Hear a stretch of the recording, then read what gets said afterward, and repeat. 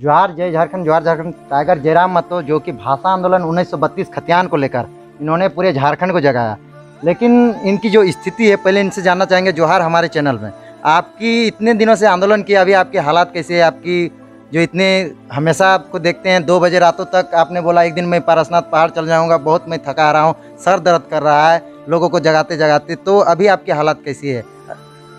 देखिए देव बाबू, सबसे पहले आपका भी जोहार, आपका भी अभिनंदन, और आपके चैनल में जितने भी श्रोता जुड़ते हैं, सुनते हैं, देखते हैं, उनका भी अभिनंदन। और श्रोताओं से, दर्शकों से भी निवेदन करेंगे आपके चैनल को प्रेम करें, क्योंकि आप प्रेम के हकदार हैं, युवा हैं, यूथ हैं। आपको दर्शकों का प्रेम मिले, हम उन्हें यही संदेश देना चाहेंगे। जहाँ तक सवाल है, तो मास्टर ब्लास्टर सचिन तेंदुलकर ने एक स्टेटमेंट दिया था कि अब मैं थकने लगा हूँ। तो इसका मतलब लोगों ने थोड़ा आलोचना किया कि सचिन भी थक रहा है। तो ऐसा बात नहीं, इंसान जो होता है वह प्रकृति के नियमों के अंतर्गत ही आता है। तो स्वाभाविक है थकना, रुकना, हताशा, निराशा, आगे बढ़ना, ये चलती रहेगी। और स्पष्ट शब्दों में कहें तो कभी कभी ऐसा दौर आता है कि लगता है कि अब थोड़ा माने दूर एकांत जंगल में, वनों में चले जाएं, जहाँ कुछ दिन पल व्यतीत करें। लेकिन फिर कोई ना कोई मुद्दा सामने आ जाता है। कुछ ना कुछ लोग फिर ऐसे कंडीशन में आ जाते हैं जहाँ लगता है कि हमें वहाँ जाना चाहिए, वहाँ खड़ा रहना चाहिए, ताकि कुछ मिले या ना मिले, कम से कम एक हौसला तो मिले। अरे ना तो सही, एक संख्या तो बढ़े। लोकतंत्र में मुड़ी की संख्या, हम बार बार कहते हैं मुड़ी की संख्या, तो मेरा मुड़ी एगो संख्या तो बढ़े। तो इसलिए फिर हमें आना पड़ता है। कुछ पल के लिए पारसनाथ को भी मिस करते हैं और फिर आ जाते हैं। बाकी हमारा तो इरादा था कि सतकटिया गांव जाएंगे, कुछ दिन वहाँ बिजली, पानी, सड़क, नदी, माने सड़क कुछ नहीं है, एगो माने पक्का मकान तक नहीं है। लेकिन फाइनली कोई ना कोई मुद्दा फिर सामने आता है और फिर दौड़े चले आते हैं। आप जनवरी 2021 से आंदोलन कर रहे हैं, सो अभी लगातार उलगुलान 3.0 का आंदोलन चल रहा है आपका। अभी तक आप अपने घर से दूर होके पूरे झारखंड में जगह जगह पर जा रहे हैं, तो कैसा लगता है? माँ बाप को आप समय नहीं दे पा रहे हैं, लोगों को, झारखंडी को अपना जीवन अपना निछावर कर दिए हैं, लोगों को समर्पित कर दिए हैं, कैसा लगता है आपको? हाँ बिल्कुल, जनवरी 2022, आपने 21 कहा, 2022 से आंदोलन में हमारी एंट्री हुई है और हम इस आंदोलन में आए हैं। और एक्चुअली वास्तव में कहा जाए तो एक होता है नियति, यानी कभी कभी आप नहीं चाहते हैं कुछ, आपके लिए कोई चाहता है। ये जो नियति है, जो ब्रह्मांड है, यानी ये कभी कभी आपको चाहता है। तो इस आंदोलन में मेरे साथ यही हुआ।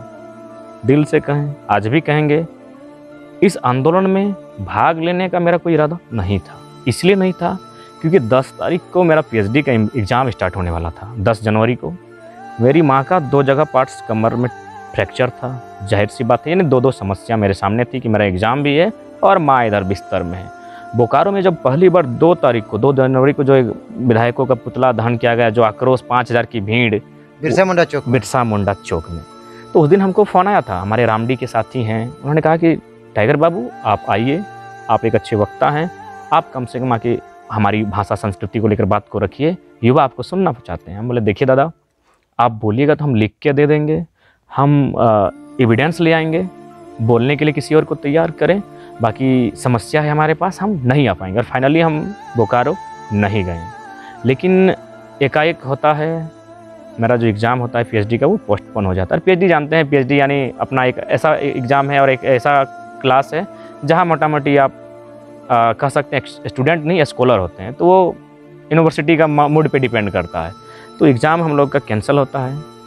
10 तारीख जो एग्ज़ाम होने वाला था कैंसिल होता है। और सौभाग्य से कहें, उसी दिन रणधीर वर्मा चौक में तिथि निर्धारित होती है 10 तारीख को पुतला दहन की। हम जाते हैं, यानी आज कह सकते हैं नियति हमें खींच कर वहाँ लेकर गई थी और नियति ने हमें बुलाया था कि तुम आओ इस आंदोलन में। बाकी मेरा इंटेंस आज भी हम कहेंगे, जो सच्चाई उसको हम हमेशा कहते हैं, इसलिए लोग हमें पसंद करते हैं। अपने गांव से हम अकेले गए थे।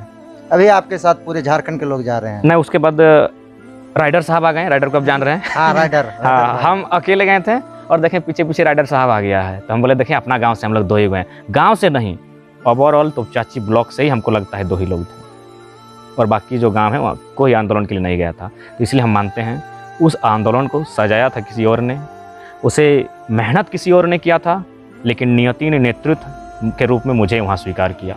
बाकी हम अभी भी स्वीकारते हैं। जिस प्रकार बोकारो में सजाया किसी और ने था, लोगों को इकट्ठा किसी और ने किया था, लेकिन कुछ पल के लिए सही नेतृत्व किसी और के पास था। हम नाम नहीं लेंगे, कुछ पल के लिए सही था। उसी प्रकार धनबाद में जो नेतृत्व मेरे पास आया, हम स्वीकारते हैं, मेरा जो मेहनत था वो किसी और साथियों का था। हम तो 2 ही को गए थे अपने गांव से, बस हम लोग सोशल मीडिया में अपील कर गए थे कि चलना है, लेकिन नियति चाहती थी नेतृत्व को लें। आप एक छात्र थे, पीएचडी स्टूडेंट थे। आपकी जिस तरह से आपकी शिक्षा रही, आपकी एजुकेशन रही, आपके समाज के लोग, आपके टीचर, आपके जो गुरु रहे, सब कोई जानते हैं कि आप इतने शिक्षित थे कि आप अच्छे स्तर पर अच्छे रोजगार के में आप सेटल हो सकते थे। फिर आपके मन में कब आया कि हम लोगों को, शोषित को लेकर, यहाँ के मूल निवासी आदिवासी को लेकर लड़ें? देखिए, पहला बात है, अगर आपको सुखी का रास्ता चुनना है तो भी आपको चुनना पड़ता है, और दुख का चुनना है तो बहुत कलेजा रख के चुनना पड़ता है। तो अगर साफ शब्द में अगर हमें कहा जाए तो इस रास्ते को मैंने स्वयं चुना है। उसके लिए आप देख लीजिए, मेरा जो एमए का, आप एमए कर रहे हैं कि करेंगे? हम एमए कर रहे हैं।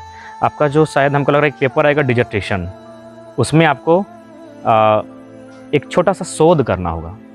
यानी उसमें आपको किसी किताब से आंसर नहीं पूछा जाएगा, यानी आपको स्वयं लिखना होगा। जैसे आप राजनीति विज्ञान के हैं तो किसी राजनेता के बारे में आपको एक, मैंने कुछ शब्दों में, ग्रेजुएशन में भी था शोध, था ना, तो शोध टाइप का आएगा। तो उस शोध पेपर में मेरा था इनकलाब, यानी इनकलाब की तैयारी हम, आप हमेशा अपने गर्दन में, छाती में लेके घूमते हैं। हाँ, तो इनकलाब हम अपना जो एग्जाम था ना, जहाँ जबकि उसी सब्जेक्ट में मेरा 80 मार्क्स था और उसी के बदौलत हम फर्स्ट क्लास पास किए थे। अगर उसमें 80 नहीं जाता तो हमको लगता है 2-3 नंबर कम ही रह जाता हमको, माने 10-5 नंबर कुछ कम हो जाता फर्स्ट क्लास के। लेकिन अगर हम फर्स्ट क्लास किए मास्टर ऑफ आर्ट्स, तो रीजन था वही मेरा चैप्टर इनकलाब, क्योंकि इनकलाब मेरे दिल में था। और डिजर्टेशन का मतलब ही होता है, शोध का मतलब पहले जान लीजिए, शोध आप उसी पर कीजिए जिसमें आपको दिलचस्पी हो, जिसमें आपकी जानकारी हो, जिसमें आपको इंटरेस्टेड हो। रिसर्च का मतलब ही वही होता है। आपका इंटरेस्टेड है कविता में और आप चलिए कहानियों में, तो ठीक नहीं लगेगा। आप कविता में इंटरेस्ट रखते हैं तो कविताओं को पढ़िए, कहानी में इंटरेस्ट है तो कहानियों को पढ़िए।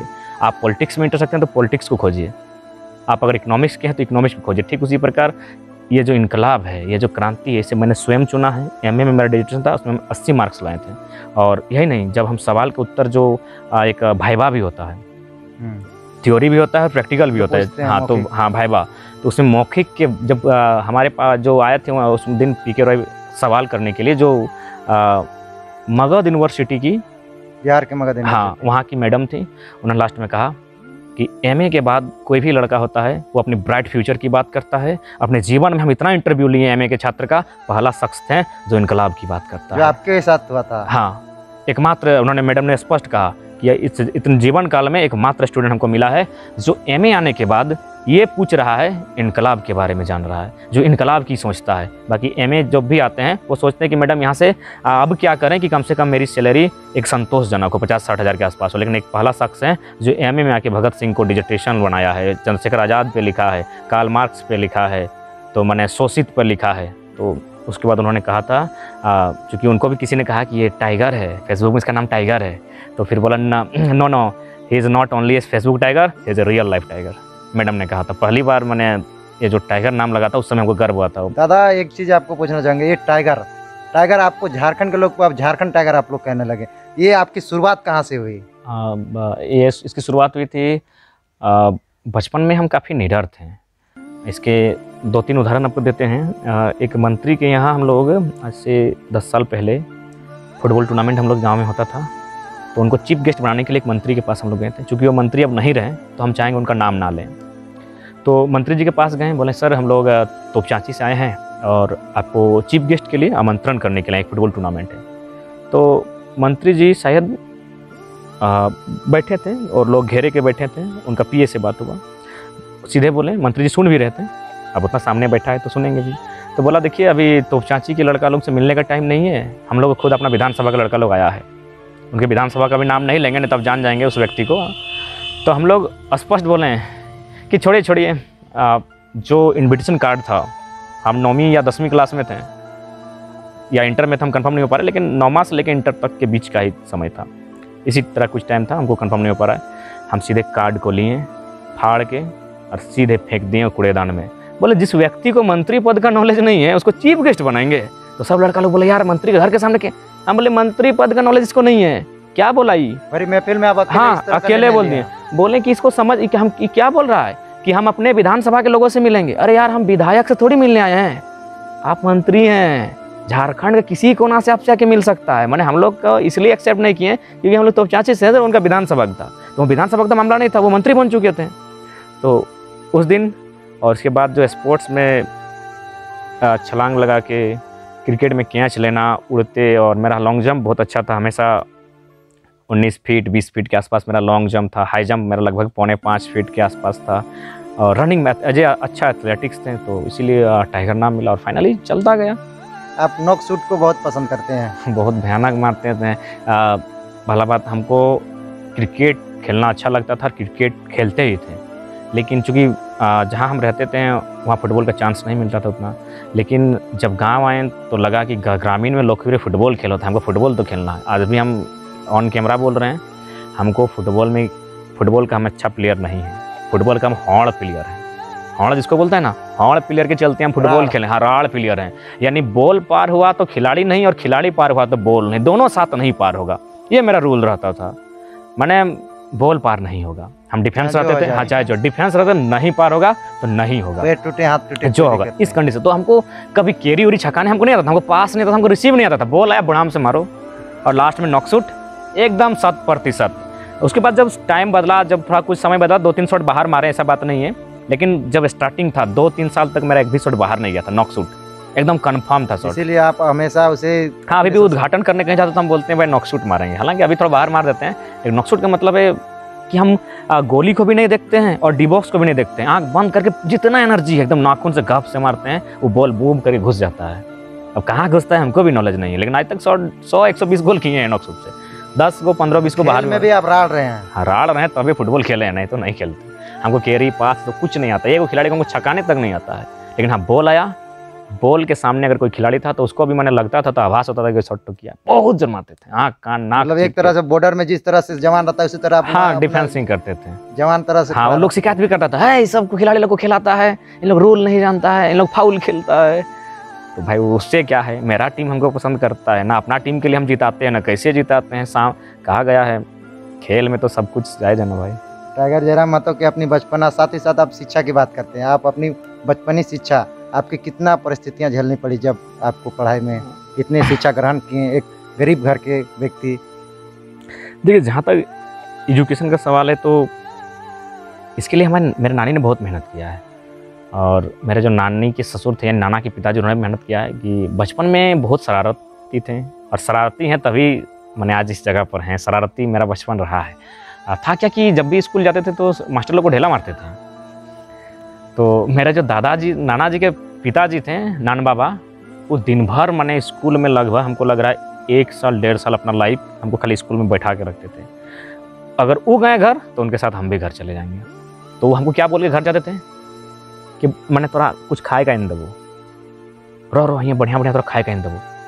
तो हमको मैंने भुलाते थे और चले जाते थे, फिर कुछ हमको मेरे लिए ला के देते थे, तो तब फिर हम एक्सेप्ट करते, फिर रह जाते थे। उसके बाद मेरा नानी जब भी बाज़ार जाती थी कॉपी कलम ला के देती थी, और फाइनली धीरे धीरे मैंने एजुकेशन के प्रति काफ़ी इंटरेस्टेड थे। और मैंने सबसे बड़ी बात है मेमोरी, उसको आप आज भी देख रहे हैं। हम अगर किसी चीज़ को पढ़ते हैं तो हमको लगता है बहुत जल्दी याद हो जाता है। मेरी मेमोरी बचपन से बहुत फास्ट रही है और बहुत मैंने अच्छी रही है, तो इसलिए बहुत सुविधा हुई। कविताओं में, कहानी में, लोग तो कविताएँ याद करते हैं। आप जा सकते हैं, हमारे एक टीचर हैं कलाचंद महतो, अभी भी शक्ति स्कूल में है, हम कहानी याद कर लेते थे पैरा के साथ, पूरा चैप्टर। हाँ, पूरा चैप्टर। वो कहानी का नाम था चंद्रशेखर आज़ाद। चंद्रशेखर आज़ाद। आप वैसे ही मतलब क्रांतिकारी लोग को ही ज़्यादा फॉलो किए हैं। ये चौथी क्लास का कहाँ बता रहे हैं, चौथी का था कि बचपन से ही, हाँ, चौथी या 5वीं क्लास की घटना बता रहे हैं। वो चैप्टर ही हम याद कर लिए थे। राइटिंग होता था तो राइटिंग फट से बिना देखे, जैसे कि कोई भी राइटिंग लिखता है तो पहले किताब रखता है, फिर कॉपी में राइटिंग लिखता है। हैंड राइटिंग जब आता है लिखने का टाइम, तो हम कभी किताब लिखने नहीं बैठे, राइटिंग लिखने। कहानी हमको याद है क्लास 4 में, हाँ, क्लास चौथा कहानी बता रहे हैं, चौथा पढ़ हमको कहानी याद है। अभी भी अगर हमको समय दीजिएगा, सब किताब लाइएगा, तो हमको लग रहा है कि हमको एक दिन रिवाइज दीजिएगा, हम वो कहानी तो फिर सुना देंगे। कविता नहीं, हम कहानी सुना देंगे। उस कहानी का नाम है एक चंद्रशेखर आज़ाद, और एक कहानी का नाम है शायद दशरथ के माने। Once upon a time long long ago there was a king name Dasharath in Ayodhya, he had 3 sons 3 wifes and 4 sons. इस तरह करके था कहानी। हमको पढ़ के बुलबुल, once upon time A Bulbul lived in a forest. वो पूरा स्टोरी हमको मैंने 2 पेज का जो कहानी था एकदम 1 फुल स्टॉप के साथ याद था। तो मेमोरी मेरी थी, इसीलिए एजुकेशन मेरा ठीक ठाक था, और आज जो यहाँ PhD तक हम आए उसी के कारण आए। बाकी मेरे बहुत सारे दोस्त थे, उनको टूटते हुए बिखरते हुए हमने देखा, लेकिन फाइनली हमने डटकर सामना किया, क्योंकि मेरे भी सामने बहुत सारे ऐसा परिस्थिति आया आपके साथ खासकर भी बहुत ये हो हाँ, गया जैसे कि पढ़ाई जब साइंस लेके पढ़े तो सबसे पहला प्रश्न साइंस में तो ट्यूशन चाहिए। इससे पहले तो मैट्रिक पार हो गया, चलिए ट्यूशन फी का जरूरत नहीं था, आप वहाँ तक निकल गए।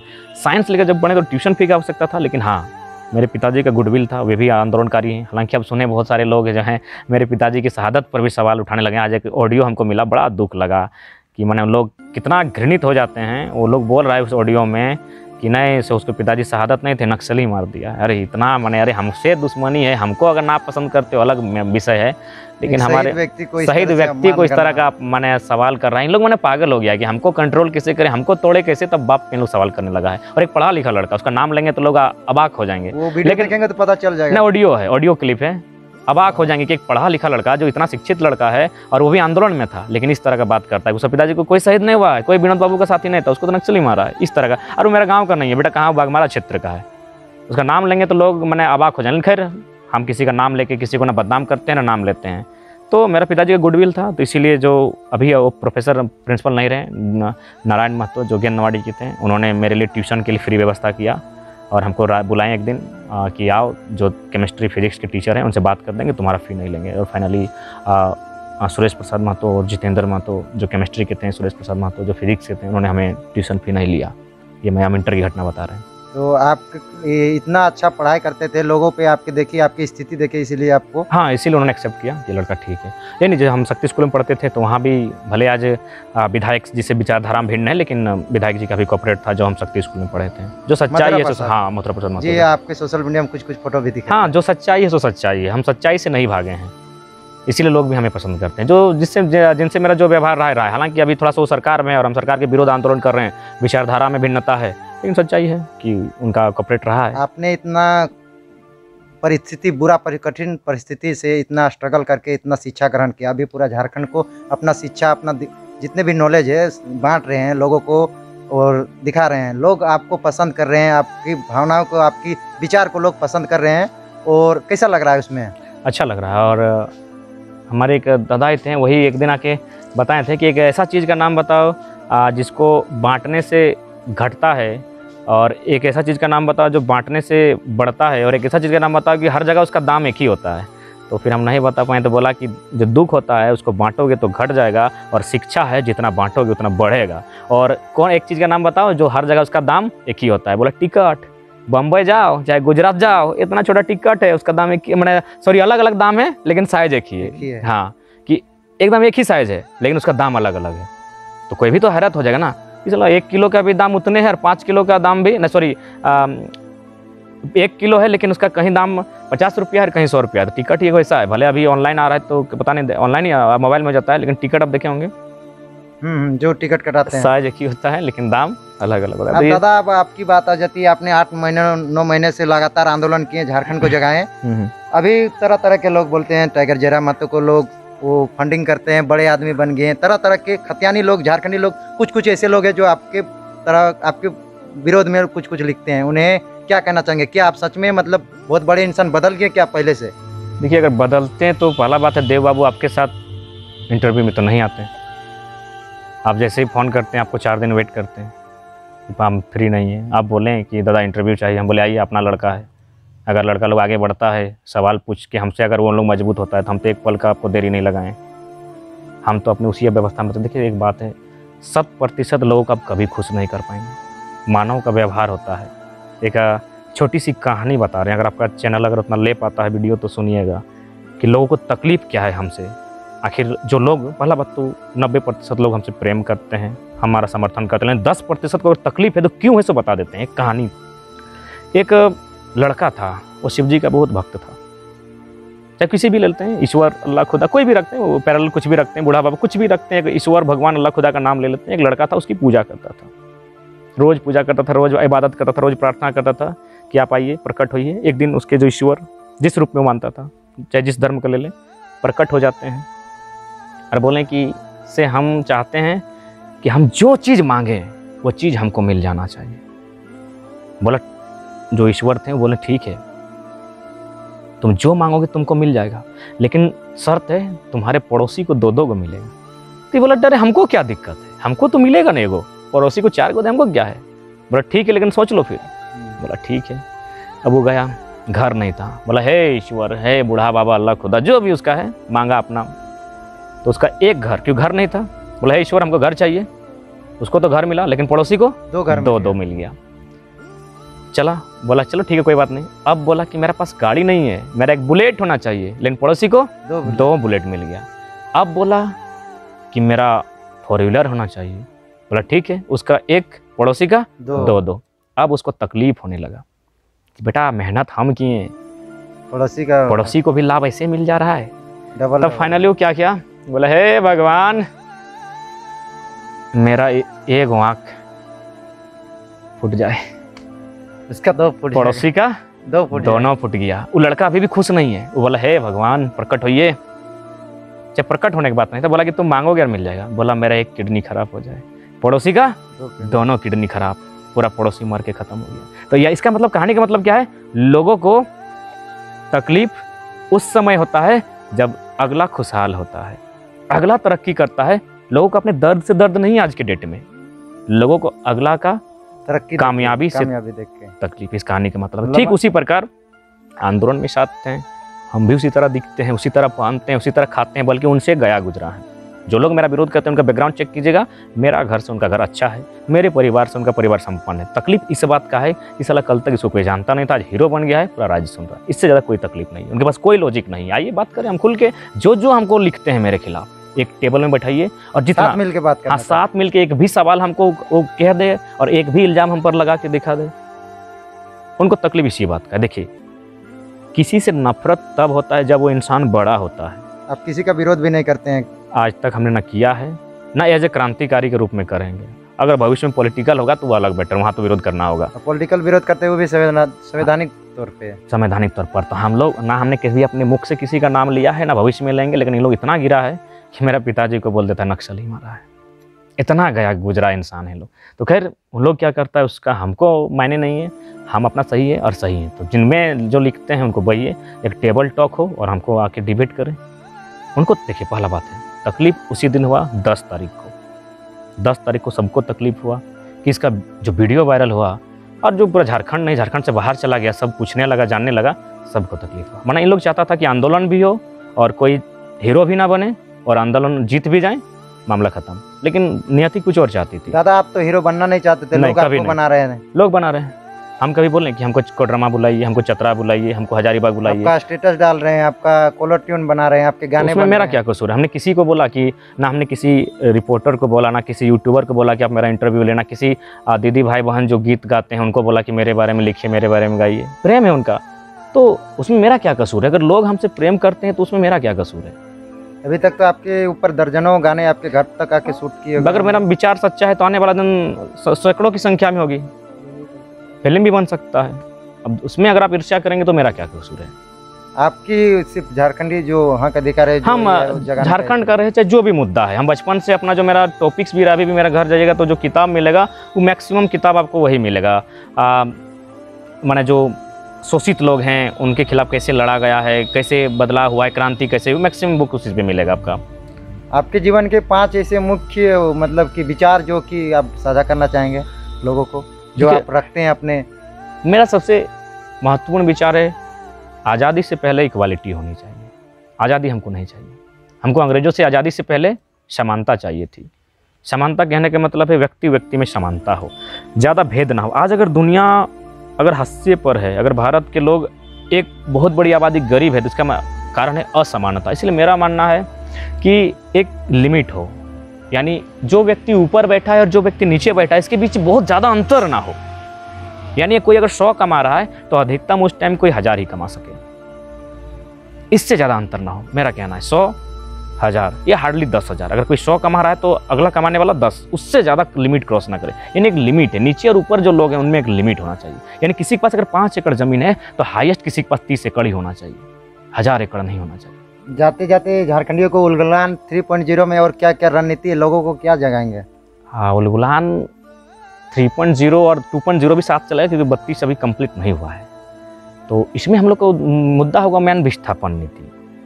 अभी धनगरी में आप देखें, हम लोग भी गए थे, बड़का गांव में देख रहे हैं लोग जमीन के बदले कोल्हान में भी स्थापित, कोल्हान में भी कई डैम ऐसे आ रहे हैं जहाँ गांव के लोग विरोध कर रहे हैं। तो अब जो आंदोलन होंगे वो विस्थापन के मुद्दों पर होंगे और खनन के मुद्दों पर होंगे। और मेरा मानना है देश को अगर जो लोग सत्ता को चला रहे हैं, चाहे राज्य को, अगर उनकी मंशा अगर ठीक ठाक है और अगर वो लोग चाहते हैं देश का राज्य का भला हो, तो एक कागज़ और एक कलम जो नियम बना के सब हो सकता है। सबसे पहला बात, झारखंड एक खनन राज्य है, बहुत खनन होगा। यहाँ आप खनन को ग्राम सभा को दे दीजिए और ग्राम सभा एक कोऑपरेटिव सोसाइटी के माध्यम से उसका रेवेन्यू सरकार तक आए, लेकिन मुख्य जो है उसका मालिक आम व्यक्ति को होना चाहिए जिसका खनिज है। अगर आप विस्थापन नीति की बात करते हैं और अगर उद्योग की अगर बात करते हैं तो उद्योग लगने के लिए किसी ने मना नहीं किया है। उद्योग बंजर ज़मीन पर लगे, उपजाऊ ज़मीन पर ना लगे। जहाँ उद्योग लगे वहाँ ज़मीन के बदले उसे ज़मीन मिले, नियोजन तब तक मिले जब तक उस ज़मीन पर उद्योग रहेगा, कंपनी, फैक्ट्री, धुआं जब तक उड़ेगा तब तक नौकरी मिलता रहे। जब तक आप उस ज़मीन से लाभ ले रहे हैं, यानी जब तक, मेरा साफ शब्दों में, जब तक बीएसएल का धुआं है तब तक बीएसएल में जो भी लोग ज़मीन दिए हैं उसका पीढ़ी दर पीढ़ी नौकरी मिलती रहना चाहिए। जब इस तरह के नियम बनेंगे लोग ऑटोमेटिकली खुशहाल रहेंगे। दादा, तो हमारे चैनल में आए उसके लिए बहुत बहुत धन्यवाद, और इसी तरह झारखंड को आगे बढ़ाते रहिए। आपकी लोग जानते हैं आपको, आपके विचार को आपको फॉलो करते हैं, और इसी तरह झारखंड को जगाते रहिए। जोहार रहेगा आपको। अंतिम सांस तक, अंतिम रक्त की बूंद तक प्रयास से झारखंड को जगा के जाएंगे, बाकी हिला लोग के क्या जाएंगे। कहते हैं उससे? लोगों का काम है क्या। हमने बचपन में सुना था कि जब तक जिंदा हो तब तक निंदा हो, पीठ पीछे उनकी बात होती है जिनमें कुछ बात हो। कुछ बात है तब तो बात हो रही है। और आप लास्ट में जाते जाते कह दीजिए एक राण माटी वाले, जो कि लोग कहते हैं कि राण सभ्यता क्या है, उसे बता दीजिए। वो देखिए, पहला बात तो आपको जानना होगा कि राढ़ सभ्यता का इतिहास को लोग दफन कर दिए हैं। क्योंकि अंग्रेज जब भी आए थे, अंग्रेजों ने एक ही काम किया था कि अगले लोगों के इतिहास को धुंधला कर दो ताकि उन लोग आपको गौरवशाली ना महसूस कर सके। तो यही कहेंगे, राढ़ सभ्यता, राढ़ माटी के राढ़ लोग हैं हम। इसी कादा, गाढ़ा, नाला, ढौड़ा से निर्माण हुआ है। खट के, ढिठगर होके, लड़ के, मिट्टी से लड़ के अपना जीवन यापन कर लेंगे। और राढ़ का माने गाली नहीं होता है। राढ़ माने खटने वाला, राढ़ माने जिद्दी, राढ़ माने बलगर, राढ़ माने ढिठगर, राढ़ माने अगर पानी नहीं दे रहा है तो अपना पसीना को चुआ के हल चला दे, उसे राढ़ कहते हैं। तो जय झारखंड, जोहार झारखंड। अभी टाइगर जी जोहार दादा, जोहार। धन्यवाद हमारे धन्यवाद। चैनल में आने के लिए। धन्यवाद।